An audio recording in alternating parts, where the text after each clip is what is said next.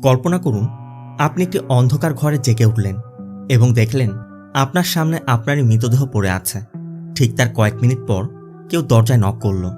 আপনি দরজা খুলে দেখলেন দরজার ওপাশেও আপনি দাঁড়িয়ে আছেন। কি শুনে অসম্ভব মনে হচ্ছে?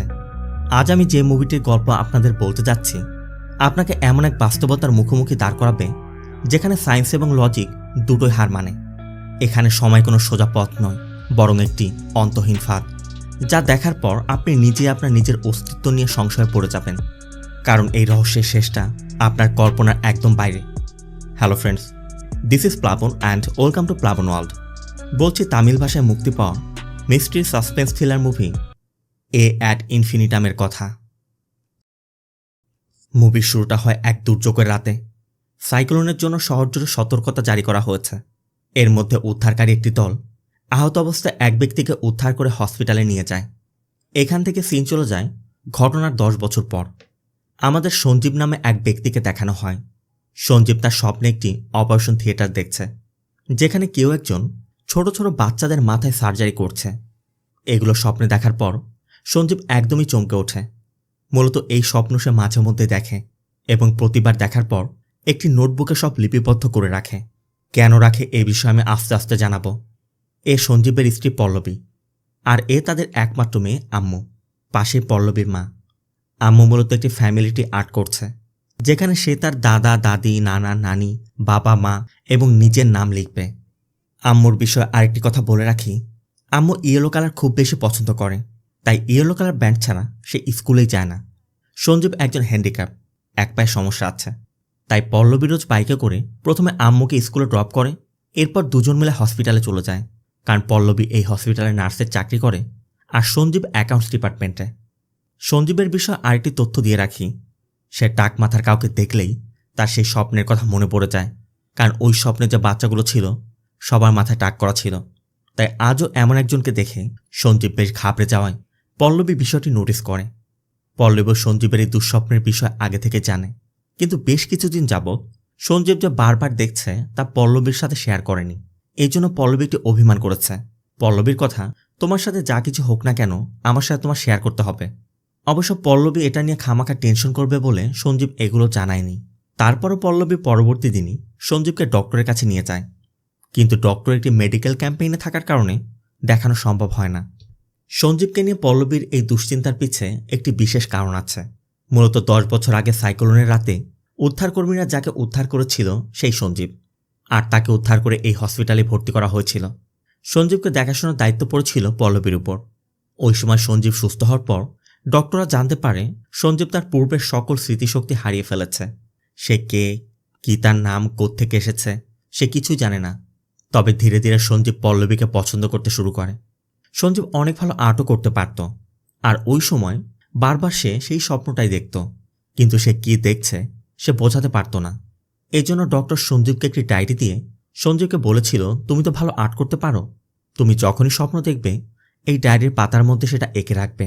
সঞ্জীবও তাই করতে শুরু করে। আর কয়েকদিন পর ডক্টর চেক করে দেখে সঞ্জীব বারবার একই স্বপ্ন দেখছে, যে জন্য প্রত্যেকটি পাতায় সে একই দৃশ্য আঁকছে। ডক্টর তখন ধারণা করে সঞ্জীবের পাস্টে এমন কিছু হয়তোবা ঘটেছিল, যেটা সে এখনও বারবার স্বপ্নে দেখছে, কিন্তু মনে করতে পারছে না। এই জন্য সঞ্জীব পল্লবীর কাছে অনুরোধ করলে পল্লবী একদিন সঞ্জীবকে সেই জায়গাতে নিয়ে যায় যেখান থেকে তাকে উদ্ধার করা হয়েছিল। কিন্তু এখানে 30 কিলোমিটার পর্যন্ত শুধু জঙ্গল ছাড়া কিছুই নেই। সঞ্জীবও মনে করতে পারছে না সে কিভাবে আর কেনই বা এখানে এসেছিল। এরপর ধীরে ধীরে পল্লবী ও সঞ্জীবকে পছন্দ করতে শুরু করে। যদিও পল্লবী ছিল ভেজিটেরিয়ান, কিন্তু সঞ্জীব চিকেন খেতে খুবই পছন্দ করত। একসময় পল্লবী সঞ্জীবের সবকিছু জানার পরও সবকিছু মেনে নিয়ে সঞ্জীবকে বিয়ে করার সিদ্ধান্ত নেয়। তখনও ডক্টর পল্লবীকে বারবার বোঝানোর চেষ্টা করছিল যে আমরা ওর পাস সম্পর্কে কিছুই জানি না, ফিউচারে কোনো সমস্যা আসতে পারে, তাই এত বড় ডিসিশন নেওয়ার আগে ভালো করে ভেবে দেখো। তারপরে পল্লবী মেনে নেয়। ডক্টর পল্লবীর মায়ের সাথেও এ ব্যাপারে কথা বলে, কিন্তু পল্লবীর মা তাদের সম্পর্কটা মেনে না নিয়ে উল্টো পল্লবীর জন্য পাত্র দেখতে শুরু করায় পল্লবী একসময় রাগ করে বাড়ি ছেড়ে চলে যায়। আর তার মায়ের অমতেই সঞ্জীবকে সে বিয়ে করে নেয়। ওই সময় বিয়ের উপহার হিসেবে ডক্টর সঞ্জীবের চাকরিটা দিয়েছিল। এরপর আম্মুর জন্ম হয়। সব মিলে তাদের ভালোই কাটছিল। হঠাৎ একদিন খবর আসে পল্লবীর মা অসুস্থ, তাই পল্লবী তার মাকে নিজেদের কাছে নিয়ে আসে। এটাই হলো মূলত পল্লবী আর সঞ্জীবের গল্প। আর এই জন্যই সঞ্জীবের ওই দুঃস্বপ্নের কথা শুনে পল্লবী এতটা চিন্তিত, কারণ ওই স্বপ্নের সাথে সঞ্জীবের পাস্টের কানেকশন আছে। এখান থেকে সিন প্রেজেন্টে।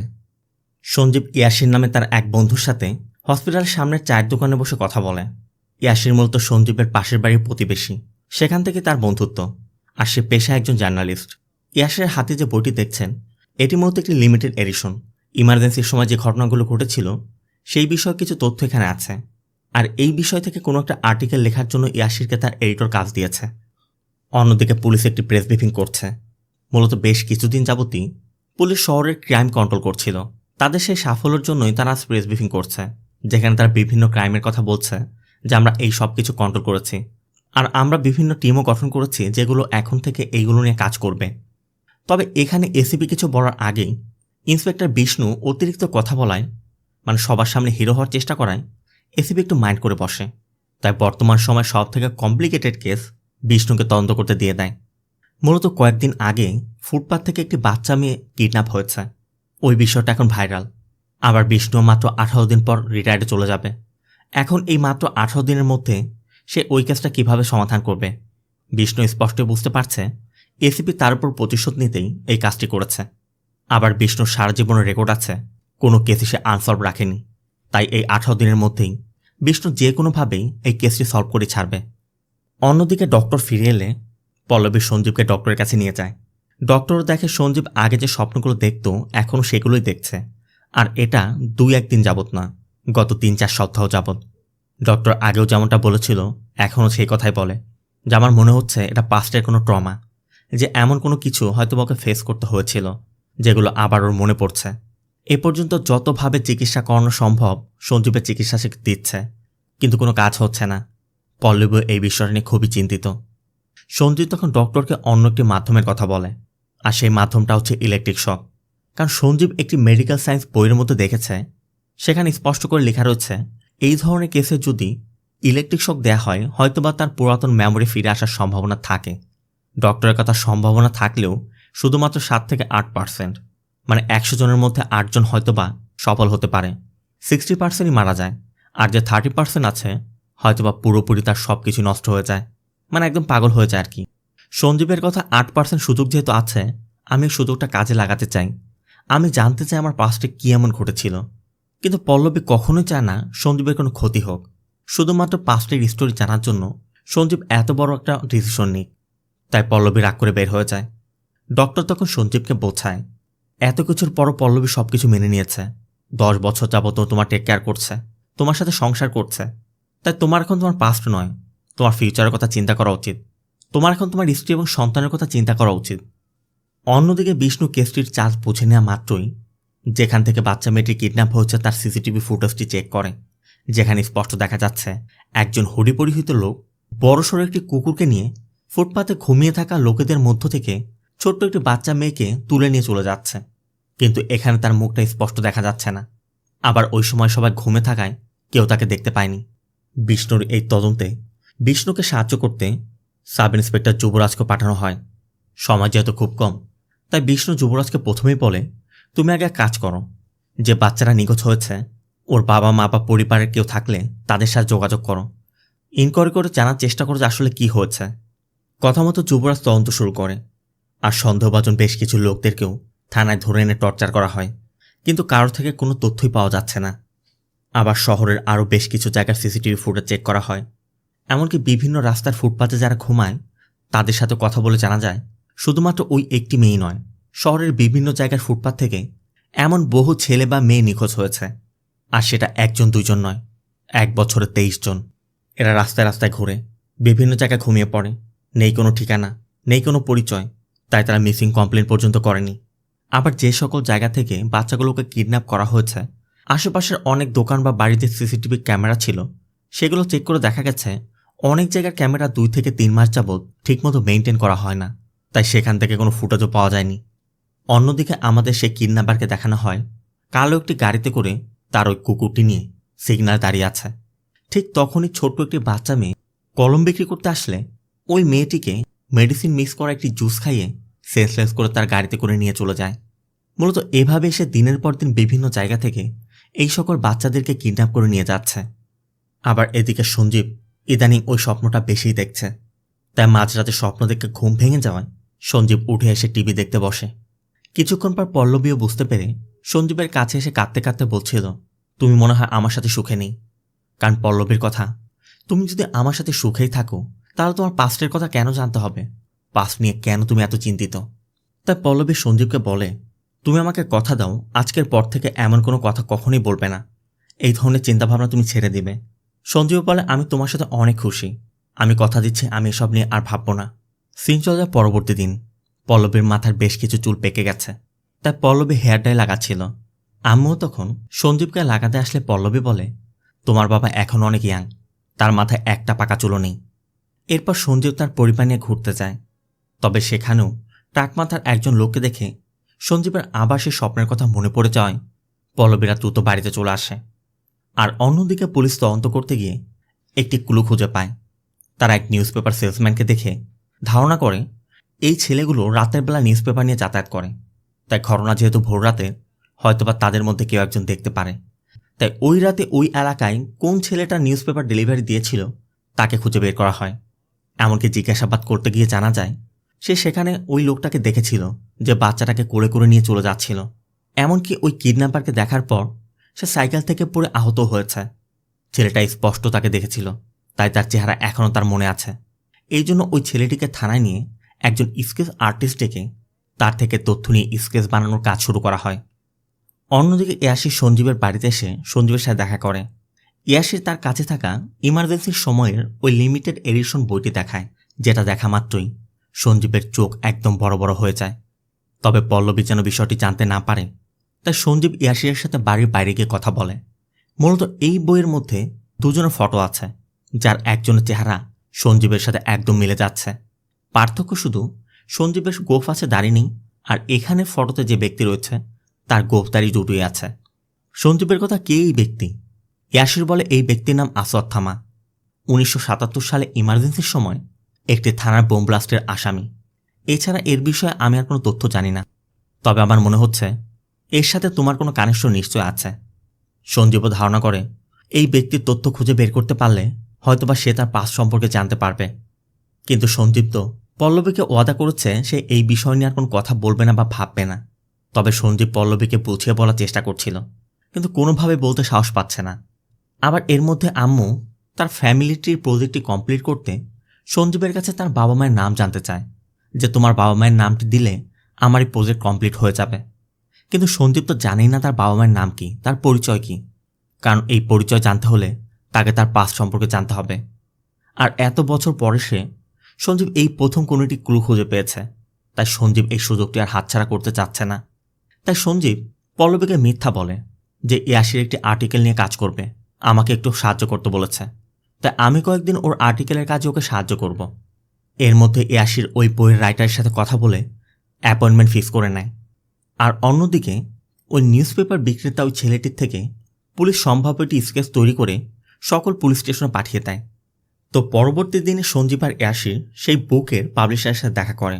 আর ওই ফটোর বিষয়ে জানতে চাইলে সে তার পুরাতন কিছু ডকুমেন্টস বের করে দেখায় এবং বলে পাশের লোকটির নাম ছিল রুদ্রা।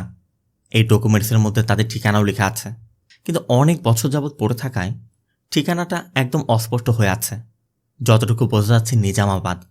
তাই সঞ্জীবরা ইলেকশন কমিশনের ডেটাবেস থেকে ওই এলাকার আশেপাশে রুদ্রা নামে কারা আছে সবার তথ্য বের করে।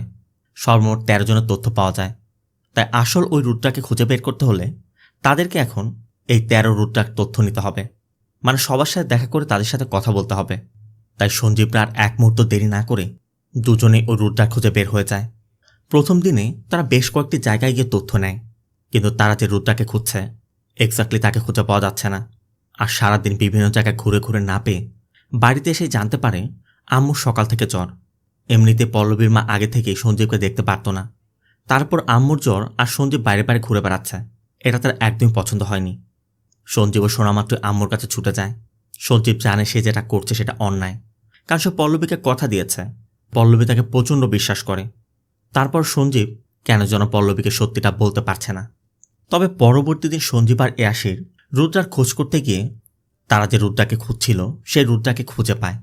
রুদ্রা তখন অশ্বত্থামার সাথে একটি ফটো দেখায়। ওই সময় তারা সবাই একসাথে কলেজে পড়াশোনা করত। রুদ্রা বলে, ওই সময় প্রত্যেকটি বিষয় আমার স্পষ্ট করে মনে আছে। পুরো দেশে তখন ইমার্জেন্সি ঘোষণা করা হয়েছিল। বিভিন্ন জায়গায় দাঙ্গা চলছিল। মানুষ ঘর থেকে বের হতো শ্বাস পেত না। মানুষের ন্যূনতম অধিকারও তারা পাচ্ছিল না। অশ্বত্থামা এই বিষয়গুলো সহ্য করতে পারছিল না। আমাদের সম্মিলিত করে নিজের জায়গা থেকে আন্দোলন গড়ে তোলে। কারণ ওর ধারণা ছিল ব্রিটিশদের সময় যেহেতু মাত্র একজন ব্যক্তির জন্য ব্রিটিশদের ভিত কেঁপে উঠেছিল, তাই তারাও যদি তাদের জায়গা থেকে আন্দোলন শুরু করে তাহলে হয়তোবা একসময় তারাও সফল হবে। দেশের এই সব কিছু বন্ধ হবে, মানুষের অধিকার ফিরে পাবে। আর এই চিন্তাভাবনা নিয়ে অশ্বত্থামা আর রুদ্রা একটি থানা জ্বালিয়ে দেয়, যে জন্য ওই সময় থানায় থাকা অনেক পুলিশ সদস্য মারা যায়। তবে থানায় আগুন দিতে গিয়ে রুদ্রার পা পুড়ে যাওয়ায় রুদ্রাকে ওই সময় স্থানীয় ডক্টরের কাছে নিয়ে যাওয়া হয়। যদিও তারা বলছিল যে বাইক অ্যাক্সিডেন্টের কারণে ক্ষত হয়েছে, ডক্টর স্পষ্ট দেখেই বুঝতে পারছিল এটা বাইক অ্যাক্সিডেন্টের নয়, এটা আগুনে পোড়া। তবে এখানে আমরা এটাও জানতে পারি এই ডক্টরের মেয়ের নাম হচ্ছে আমৃতা। আর আমৃতার সাথে অশ্বত্থামার অনেক আগে থেকে সম্পর্ক রয়েছে। আমৃতা আশা সম্পর্কে সব কিছুই জানে, যে আশা কি করে বেড়াচ্ছে, তাই আমৃতা এগুলো পছন্দ করছে না। আমৃতার কথা এতে করে যদি আশার কিছু একটা হয়ে যায়। এতদিন পর্যন্ত আমৃতার বাবা এই বিষয়টা কিচ্ছু জানত না, তবে ওই দিন সে হাতে নাতে ধরে ফেলে। আর থানায় আগুন দেওয়ার ঘটনায় পরবর্তী দিনে পুলিশ আশাদের ধরতে আসে। খবর পেয়ে আশা রুদ্রাকে নিয়ে পালানোর চেষ্টা করে। তবে পথের মধ্যে আমৃতার ছোট বোন এসে জানায় আমৃতা তার সাথে দেখা করে কিছু বলতে চায়। তাই আশা রুদ্রাকে বলে, আমরা সবসময় যেখানে পালাই তুই সেই গোপন জায়গায় চলে যা, আমি আমৃতার সাথে দেখা করে তারপর আসছি। একদিকে রুদ্রা চলে যায় আর অন্যদিকে আশা আমৃতার সাথে দেখা করতে চায়। সিন চলে আসে প্রেজেন্টে। রুদ্রা বলে, এরপর থেকে আশাকে কখনোই আমি আর দেখিনি। সাথে এটাও বলে, ওই ঘটনার পর পুলিশ আমাকে অ্যারেস্ট করেছিল। মানুষ বলা বলি করে আশা নাকি পুলিশের হাত থেকে বেঁচে গিয়েছিল, কিন্তু কোথায় গিয়েছিল আজ পর্যন্ত আমরা জানতে পারিনি। রুদ্রা যেমনটা বলছে তাতে আশা সর্বশেষ আমৃতার সাথে দেখা করেছিল, তাই আমৃতা আশা সম্পর্কে জানতে পারে। রুদ্রা বলে, যতদূর আমি জানি আমৃতা শহরে থাকে। তবে রুদ্রার কাছে ওই মুহূর্তে আমৃতার ঠিকানা না থাকায় রুদ্রা বলে, আমি জোগাড় করে পরে তোমাদের জানিয়ে দিব। তখনও রুদ্রার কাছে আশার হাতের একটি ব্রেসলেট ছিল, তাই সঞ্জীবকে পেয়ে রুদ্রা আশার ওই ব্রেসলেটটি সঞ্জীবের হাতে পরিয়ে দেয়, যে জন্য সঞ্জীবরা চলে আসে। এরপর ডিউটিতে গেলে পল্লবী সঞ্জীবকে জানায় যে আমার আজ আইসিইউতে ডিউটি আছে, আমার যেতে দেরি হবে। তুমি যাওয়ার সময় আম্মুকে স্কুল থেকে পিক করে নিয়ে যাবে। তো কথা মতো ডিউটি শেষ করে সঞ্জীব আম্মুকে স্কুল থেকে পিক করতে চায়। সাথে ওই কিডন্যাপারকেও দেখা যায় বাইক নিয়ে তাদেরকে ফলো করছে। আবার ওই মুহূর্তে রুদ্রা কল করে আমৃতার ঠিকানাটি জানায়। তবে ইয়াসিরকে ফোনে পাওয়া যাচ্ছিল না, তাই সঞ্জীব আম্মুকে নিয়েই আমৃতার বাড়িতে আমৃতার সাথে দেখা করতে চায়। কিডন্যাপার তখনও তাদেরকে ফলো করে যাচ্ছে। তবে সঞ্জীব এই বাড়িতে তথ্য নিয়ে জানতে পারে আমৃতা আমেরিকা থাকে, বাড়িতে নেই।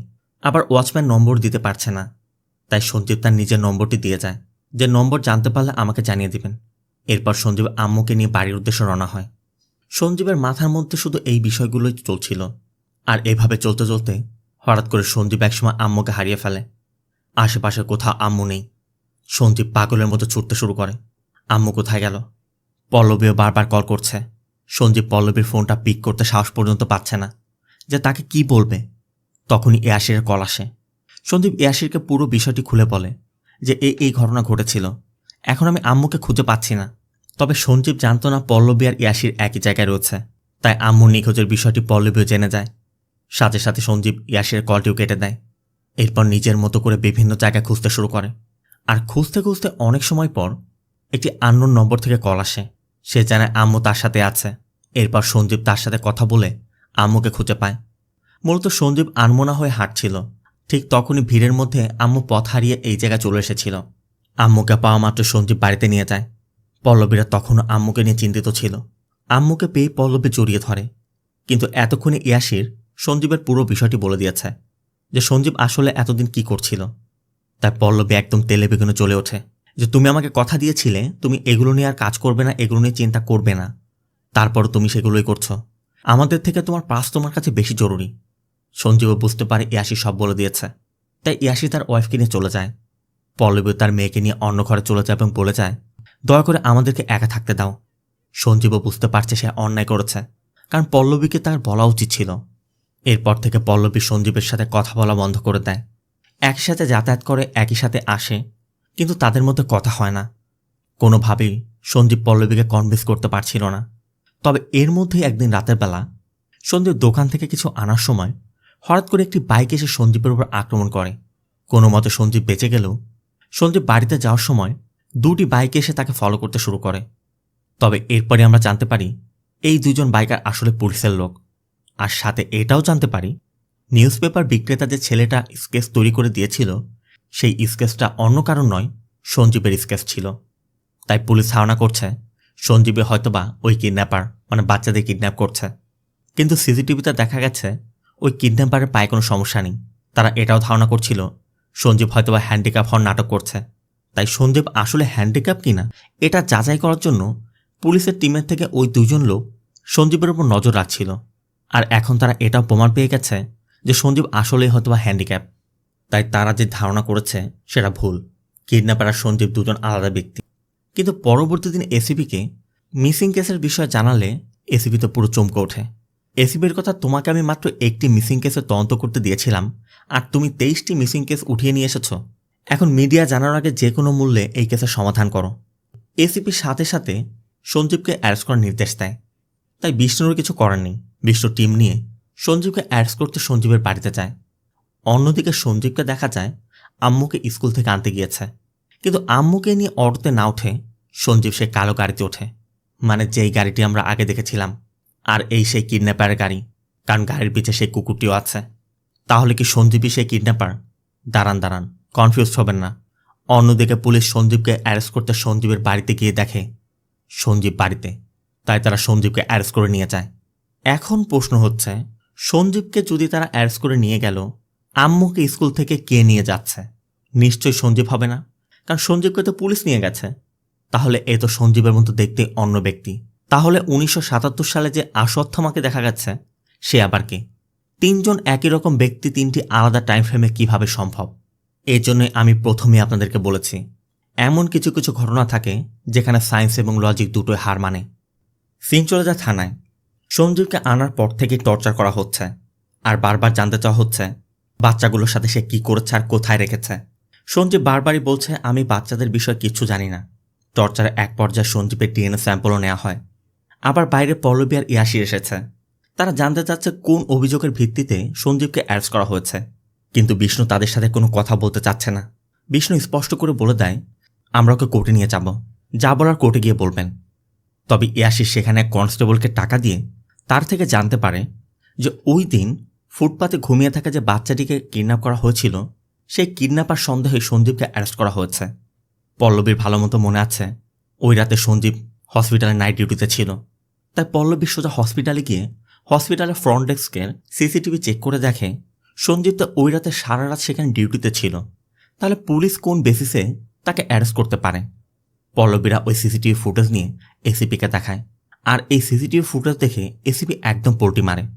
এসিপির কথা, কোন তথ্যের ভিত্তিতে তোমরা যে অ্যারেস্ট করো, এখনই ওকে ছেড়ে দাও। এরপরে সঞ্জীবকে ছেড়ে দেওয়া হয়। কিন্তু তখনই ইয়াসিরের ওয়াইফ রাজিয়া জানায় আমি তো আম্মুকে পিক করতে এসেছিলাম, কিন্তু স্কুল থেকে বলছে আম্মুকে ওর বাবা পিক করে নিয়ে গেছে। কিন্তু পল্লবীর কথা, সঞ্জীব তো থানায়, সঞ্জীব কিভাবে ওকে পিক করতে পারে? শোনা মাত্র পল্লবী সেন্সাস হয়ে পড়ে যায়। শুরু হয় আম্মুকে খোঁজা, কিন্তু কোনোভাবে আম্মুকে খোঁজা পাওয়া যাচ্ছে না। সঞ্জীব, ইয়াসির, পুলিশ সবাই সব দিক দিয়ে চেষ্টা করছে, কিন্তু আম্মুর কোনো তথ্য নেই। এভাবে বেশ কয়েকদিন কেটে যায়। এর মধ্যে একদিন আম্মুকে খোঁজার সময় সঞ্জীবকে সে আমরতা কল করে, মানে আসওয়াত্থমার গার্লফ্রেন্ড। মূলত সে বাড়িতে এসে জানতে পেরেছে সঞ্জীব তার খোঁজ করতে গিয়েছিল, তাই কল করেছে।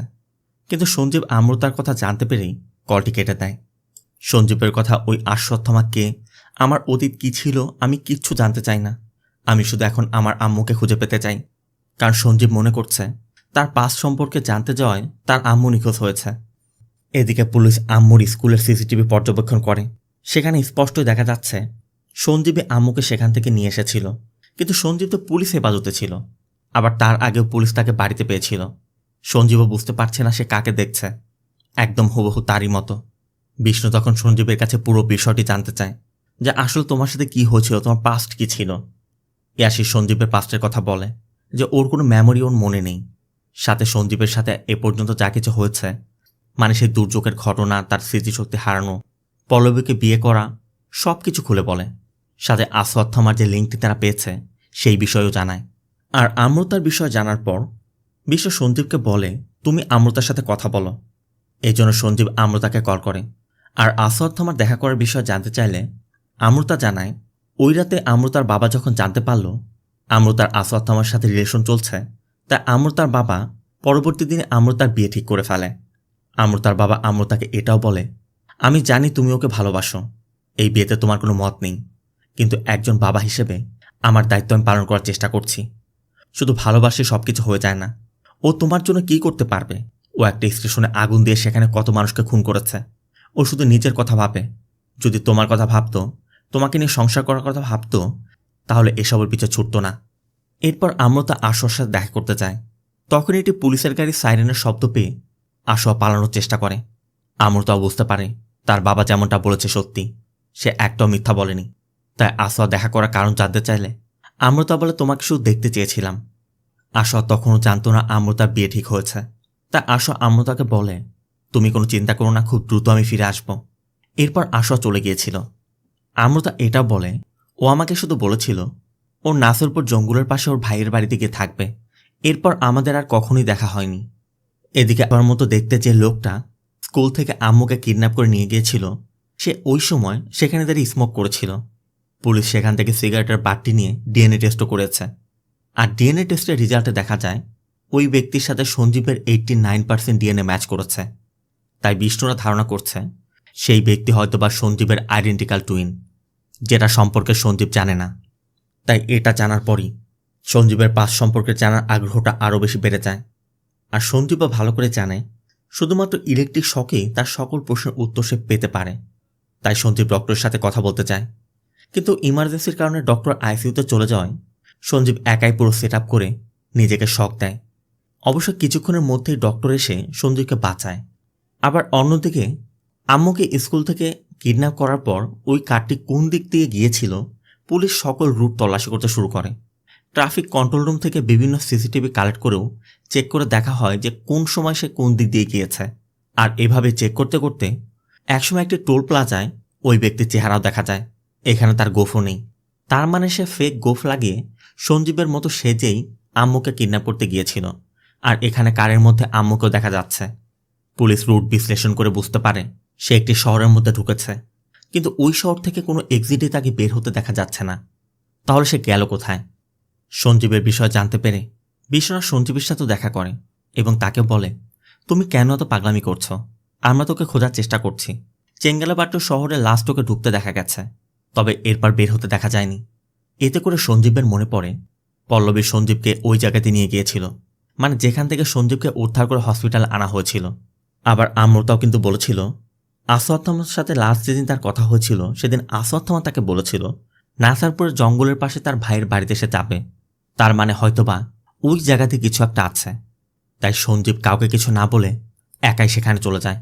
তবে সঞ্জীবকে ড্রপ করে দেওয়ার পর ক্যাব ড্রাইভার ফোন চেক করে দেখতে পায় যে পুলিশ তো এই ব্যক্তিকে খুঁজছে, মানে সঞ্জীবকে। কারণ ক্যাব ড্রাইভার ভাবছিল সঞ্জীবে হয়তোবা সে কিডন্যাপার। আসলে যে সঞ্জীবের আইডেন্টিক্যাল টুইন, মানে তার যে টুইন ভাই আছে সে এটা করছে, সে তো আর জানে না। তাই সে পুলিশকে কল করে বিষয়টি জানিয়ে দেয় যে আপনারা যাকে খুঁজছেন তাকে আমি মাত্রই এই জঙ্গলের পাশে ড্রপ করেছি। এদিকে বিষ্ণুর আজ রিটায়ারমেন্ট পার্টি, তাই খবর পাওয়া মাত্রই বিষ্ণু পার্টিতে না গিয়ে সোজা সেখানের উদ্দেশ্যে বের হয়ে যায়। আর সঞ্জীবও জঙ্গলের ভিতর দিয়ে হাঁটতে হাঁটতে একটু গভীরে গিয়েই একটি বাড়ি দেখতে পায়। পাশে একটি পুরাতন বাইক, তবে এই বাইকের নম্বর প্লেট বহু পুরনো, যেটা এখনকার নম্বর প্লেটের সাথে ম্যাচ করে না। আর এই বাইকটি আসওয়াদ থামার বাইক। এমনকি কিডন্যাপ করতে যে গাড়িটি ব্যবহার করা হয়েছে সেই গাড়িটিও পাশেও রয়েছে। সঞ্জীব এটাও লক্ষ্য করে গাড়ির পাশে একটি হলুদ হেয়ার ব্যান্ড। মুভির প্রথম দিকে আমি আপনাদের বলেছিলাম আম্মু সবসময় ইয়েলো কালার একটি হেয়ার ব্যান্ড ইউজ করে, এই সেই ব্যান্ড। সঞ্জীবের আর বুঝতে বাকি থাকে না যে আম্মুকে এখানে আনা হয়েছে। আবার একটি বাবল গামের প্যাকেটও পায়। স্কুলের ডাস্টবিন থেকে ঠিক একই রকম বাবল গামের একটি প্যাকেট উদ্ধার করা হয়েছিল। তাই সঞ্জীব আর কোনো অপেক্ষা না করে দরজার তালা ভেঙে ঘরের মধ্যে প্রবেশ করে। ঘরের মধ্যে সব পুরাতন জিনিসপত্র, মানে ঘরের মধ্যে যে জিনিসপত্র আছে এগুলো বর্তমান যুগের নয়, অনেক পুরাতন। খুঁজতে খুঁজতে সঞ্জীব রান্নাঘরের ভিতরে গিয়ে গোপন একটি চেম্বার দেখতে পায়, যেটা খুলে নিচে গিয়ে দেখে এটা তো একটা সাজানো গোছানো ল্যাবরেটরি, দেখেই বোঝা যাচ্ছে এখানে কিছু রিসার্চ করা হয়। সব কিছু দেখার পর সঞ্জীবেরও মনে পড়ে সঞ্জীব তো এইগুলোই স্বপ্ন দেখত। সাথে সাথে সঞ্জীবের মস্তিষ্কের মধ্যে স্বপ্নে সেই জিনিসগুলো আসতে শুরু করে। সঞ্জীবও রিলেট করতে শুরু করে যে আসলে কি হয়েছিল। আর এখান থেকে সিন চলে যায় 1977-এ। আমৃতার সাথে দেখা করে আসোয়া তার ভাই অর্জুনের কাছে এই বাড়িতে এসেছিল। আর এই হচ্ছে সেই অর্জুন। অর্জুন পেশায় একজন নিউরোসার্জন, ইউএসএ পড়াশোনা করে এখন এখানে এসে রিসার্চ করছে। আমি প্রথমেই বলে নিচ্ছি, আপনারা আগে কনফিউজড হবেন না, ধাপে ধাপে আমি সব কিছু ক্লিয়ার করে দিব। আসোয়া এখানে আসার সময় পায়ে গুলি খেয়েছিল, তাই প্রথমেই অর্জুন সেই গুলিটি বের করে। আর এরপর অর্জুন একে একে আসোয়ার কাছে সব কিছু জানতে চায়। আসোয়া সব কিছু খুলে বলছিল। এর ফাঁকে অর্জুন আসোয়ার জন্য তার পছন্দের চিকেন তৈরি করে। এখানে আমরা এটাও দেখতে পাই সঞ্জীব বাড়ির বাইরে যে বাবল গামের প্যাকেট পেয়েছিল আর পুলিশও ওই স্কুল থেকে যেটা উদ্ধার করেছিল, অর্জুনের কাছে ঠিক একই রকমের বাবল গাম ছিল। মানে ওই সময় থেকেই অর্জুন সেটা খেত। তো সেদিনের রাতটা কেটে যায়। পরবর্তী দিন সকাল হতেই আসোয়া লক্ষ্য করে অর্জুন বাড়ির বাড়ি কিছু করছে। কাছে গিয়ে দেখে অর্জুন অনেকগুলো মরা ইঁদুর মাটি চাপা দিচ্ছে। আসোয়া জানতে চায় এগুলো কি। অর্জুন বলে এগুলো দিয়ে আমি রিসার্চ করি। কিন্তু অর্জুন অ্যাকচুয়ালি এখানে কি করছে আসোয়া তখনও জানে না। তো ওই রাতেই প্রচুর বৃষ্টি হচ্ছিল। বাড়ির ছাদের ফুটো দিয়ে বিভিন্ন জায়গায় পানিও পড়ছিল। আসোয়া বিভিন্ন জায়গায় পাত্র বসায়। এরপর দেয়ালে থাকা একটি ফটো দেখে আসোয়া অর্জুনের কাছে জানতে চাচ্ছিল এটা কি। অর্জুন বলে এটাই সব কিছু। অর্জুন বলে আমরা যে বলি যে আমাদের মন থেকে কথা আসে, হৃদয় থেকে, আসলে সেটা হৃদয় থেকে আসে না, আমাদের ব্রেন থেকে আসে। আমাদের শরীরে কোনো আঘাত বা যে কোনো কিছু, সব কিছু আমরা ব্রেনের কারণেই অনুভব করি। এমনকি আমাদের বয়স হওয়া, আমরা যে বৃদ্ধ হয়ে যাই, সব কিছু আমাদের ব্রেনের কারণে। অর্জুন পিটিউটারি গ্ল্যান্ডের কথা বলে যে এই গ্ল্যান্ডের কারণেই সব কিছু হয়, মানে আমাদের বয়স বৃদ্ধি হয়। যদি আমরা ওই গ্ল্যান্ডটাকে কন্ট্রোল করতে পারি তাহলে আমরা আমাদের বয়স বৃদ্ধিকে রুখতে পারবো। মানে তখন আর আমাদের বয়স বাড়বে না, মানে তখন আর আমরা কখনোই বৃদ্ধ হব না। অর্জুন মূলত এখানে সেই বিষয় নিয়ে রিসার্চ করছে। অর্জুনের কথা, যদি আমি এটা করতে পারি তাহলে আমি পৃথিবীর জন্য একজন ঈশ্বর হয়ে যাব। মানুষ কখনই বৃদ্ধ হবে না, সে অমর হয়ে থাকবে। তো সিন চলে যায় পরবর্তী দিন। সকাল হতে আসোয়ার ঘুম ভাঙতেই আসোয়া লক্ষ্য করে অর্জুন ঘরে নেই। তবে রান্নাঘরের ওই চেম্বার দরজাটা তখন খোলা ছিল। তাই অর্জুনকে খুঁজতে খুঁজতে আসোয়া নিচে চলে আসে। আর এসেই দেখে এখানে অনেকগুলো ছোট বাচ্চার মাথায় সার্জারি করে রাখা হয়েছে।